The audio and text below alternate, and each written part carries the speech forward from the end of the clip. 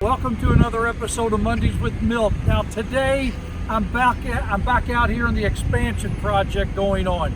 You can see in the background that they are putting the steel beams up. So we have made some really great progress over the past 3 months.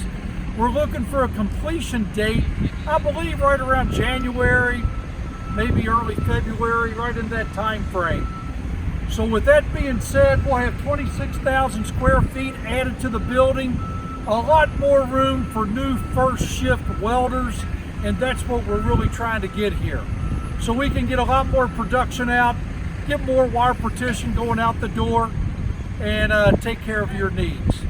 So that's what we have today. We got progress happening here, and we will see you next week on another episode of Mondays with Milt.